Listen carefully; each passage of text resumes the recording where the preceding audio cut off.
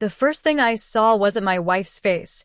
It was my own reflection, frozen in the bedroom mirror, wearing the version of myself I had spent 15 years pretending didn't exist. There are moments that divide a life into before and after. That quiet Saturday afternoon became mine. The mirror had always been my silent witness. It never judged. It never asked questions. It simply reflected whatever stood before it, whether that was the tired office worker everyone knew or the gentler version of me that only appeared behind a locked bedroom door. Every time I looked into that glass, I searched for something I couldn't quite name. Not perfection. Not escape. Recognition. For years, I had convinced myself it was only a harmless hobby. Something private. Something temporary. I'd fold every dress carefully, return every piece of makeup to its hidden box beneath old tax documents in the attic, and become normal again before anyone noticed. My wife, Emily, knew me as dependable, reliable, predictable. I had become so skilled at protecting my secret that even I sometimes forgot how exhausting it was. Until that Saturday. Emily had planned to visit her sister for the afternoon. "I'll probably be back around 6. She'd smiled while grabbing her purse. I kissed her goodbye. The front door closed. The sound of her car disappeared down the street. Only then did my shoulders relax. The house became wonderfully quiet.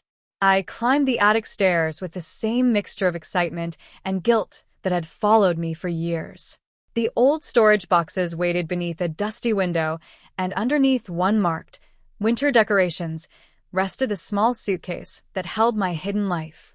Opening it always felt ceremonial. A soft blue dress, a light cardigan, simple flats. Nothing extravagant, nothing dramatic, just clothing that somehow made my heartbeat slow instead of race.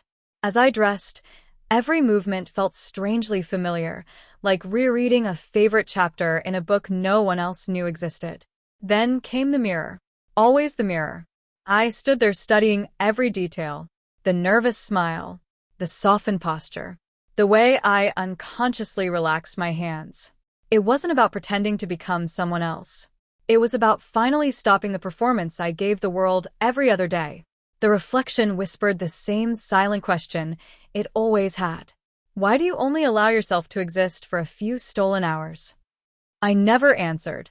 Instead, I made tea, sat beside the living room window, read half a novel. For the first time all week, I felt peaceful. Then I heard the front door unlock. My heart stopped. Emily never came home early. The mug slipped from my hand and shattered across the hardwood floor. "Hello," she called. Panic swallowed every rational thought. I looked toward the hallway. There wasn't enough time. I rushed toward the bedroom, nearly tripping over the edge of the dress. Her footsteps grew louder. "Are you home?"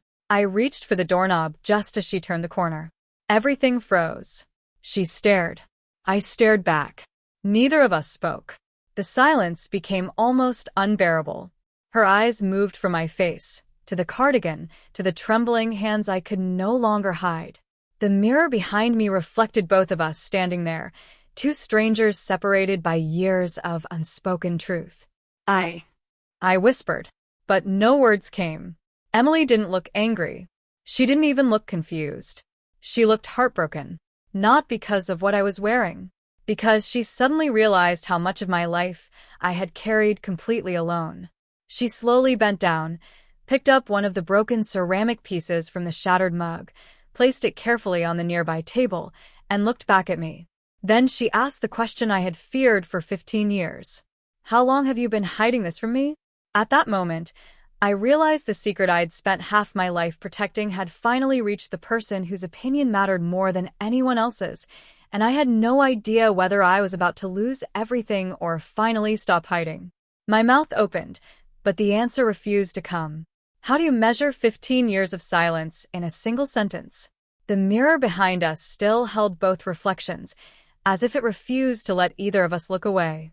For years it had reflected only me and my secret.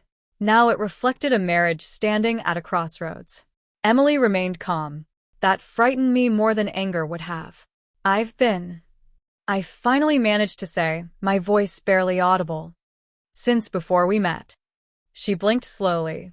Before we met? I nodded. I thought it would disappear. The words sounded painfully small compared to the weight they carried. When I was younger, I believed it was just a phase. Then I thought getting older would change me. After we got married, I promised myself I would never do it again. I looked down at the floor, but every promise turned into another secret. Emily sat quietly in the armchair across from me.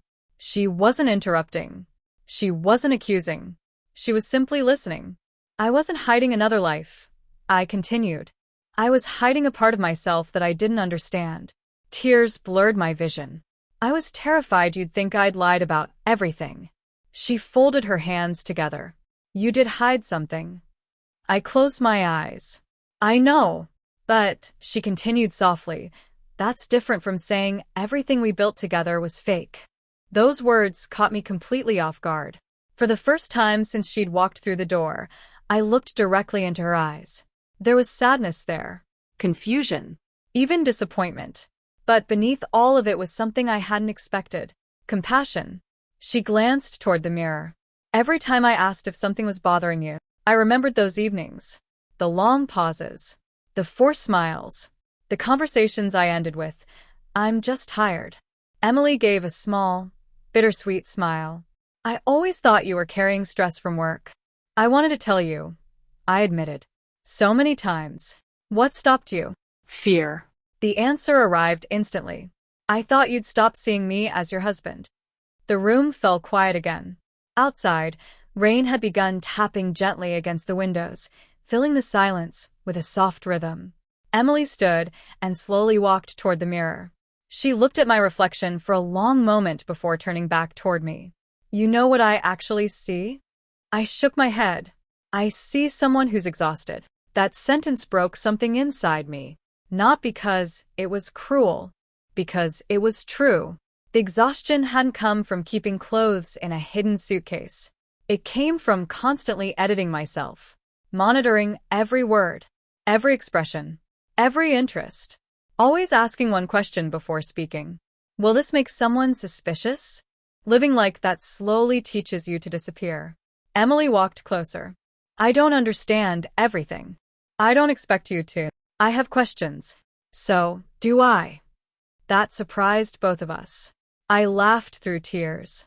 A shaky, nervous laugh. I've spent years trying to explain this to myself, and I still don't have perfect answers. She nodded thoughtfully. I appreciate you saying that. For the next 2 hours, we talked more honestly than we had in years. Not because our marriage had been dishonest before, because fear had always been sitting between us. I told her about buying my first skirt with my heart racing so loudly I thought everyone in the store could hear it.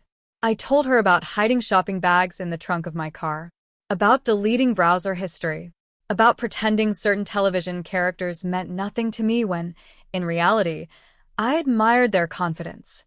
I admitted how lonely secrecy had become. Emily listened. Sometimes she cried. Sometimes I cried. Sometimes neither of us spoke at all.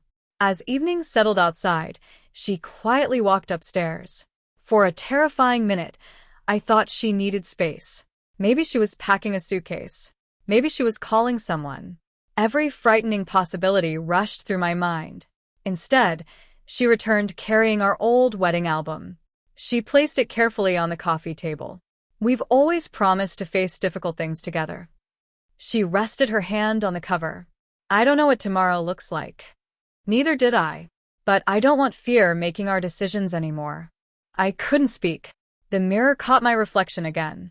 For years, it had only reflected hidden moments. Now it reflected two people trying, imperfectly honestly, to understand one another. For the first time, I didn't feel completely alone. Yet I also knew that accepting the truth inside our home would be far easier than facing a world that often rushed to judge what it didn't understand.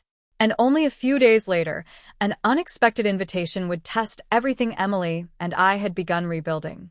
3 days later, my younger sister called with the kind of cheerful excitement that usually made me smile. Our anniversary dinner is this Saturday, she said. Nothing fancy, just family. You and Emily have to come. I looked across the kitchen at Emily after I hung up. Neither of us spoke for several seconds. She already knew what I was thinking. Inside our home, honesty had begun replacing fear. Outside those walls, the old anxieties still waited patiently. The mirror had changed. Not physically, of course.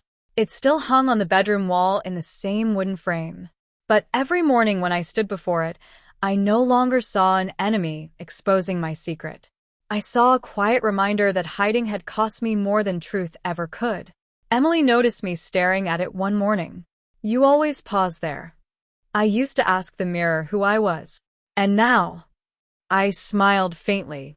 Now it reminds me I don't have to answer that question all at once. She nodded. I like that answer. Those words stayed with me. Saturday arrived far too quickly. While getting ready, I instinctively walked toward the attic stairs. The old suitcase was still there. I opened it slowly. The blue dress rested exactly where I had left it. For years it had symbolized secrecy. Now it represented something different. Courage. Not because I planned to wear it to the family gathering. I didn't. That wasn't the point. For the first time, I wasn't opening the suitcase in secret. Emily stood beside me. She gently touched the fabric. "It's beautiful." No hesitation. No judgment. Just an observation. I realized then that acceptance often begins with ordinary moments rather than dramatic speeches. I carefully folded everything back into place. Not because I was hiding it again. Because I no longer needed to treat it like evidence of a crime. The suitcase returned to the shelf, but the weight I'd carried for years did not return with it. That evening we drove to my sister's house. The familiar nervousness crept back as relatives greeted us. Conversations flowed around the dining table. Work, travel, childhood memories. Someone asked about a promotion at my office. Someone else joked about my terrible barbecue skills. Everything seemed normal. Yet inside, I kept expecting someone to discover the truth, even though there was nothing to discover anymore. Fear has strange habits. Sometimes it survives long after the danger has passed. Halfway through dinner, my sister pulled out old family photographs. Everyone laughed at outdated hairstyles and oversized sweaters. Then she found a picture of me as a quiet teenager. "I always wondered why you hated having your picture taken," she said with a laugh. Without thinking, I answered honestly. I never felt comfortable with who I saw. The room became quiet for a moment. Not awkward. Thoughtful. Emily reached under the table and gently squeezed my hand. No one else noticed, but I did. That tiny gesture said everything. "You're not carrying this alone anymore." Driving home that night, the city lights blurred across the windshield. I kept waiting for something terrible to happen, I admitted. Emily smiled. "Did it?" I looked out the window. "No." "What happened instead?" I thought carefully before answering. I breathed. She laughed softly. "That's a good place to start." Weeks turned into months. Life didn't become perfect. There were still difficult conversations. Still uncertain days. Still moments when old fears whispered that hiding would be easier. But they no longer made my decisions. The mirror remained in our bedroom. Every morning, it reflected someone still learning, still growing, still discovering pieces of himself that had been buried beneath years of silence. Sometimes Emily would catch me smiling at my reflection. "What are you looking at?" she'd ask playfully. I'd answer the same way every time. Someone who's finally becoming honest. One rainy afternoon, while cleaning the attic together, Emily handed me the old suitcase. "You don't have to keep this hidden anymore." I looked around the attic. Dusty boxes. Holiday decorations. Forgotten memories. The suitcase no longer belonged among things we pretended didn't exist. Together, we carried it downstairs. Not because it needed to be opened, but because it no longer needed to be hidden. As we passed the bedroom, I caught our reflections in the mirror one more time. Years earlier, that same mirror had reflected fear, shame, and silence. Now it reflected two ordinary people who had chosen honesty over perfection, conversation over assumptions, and acceptance over fear. The mirror had never changed. The people standing in front of it had. And whenever I think back to the day Emily discovered my secret, I no longer remember it as the day my world nearly fell apart.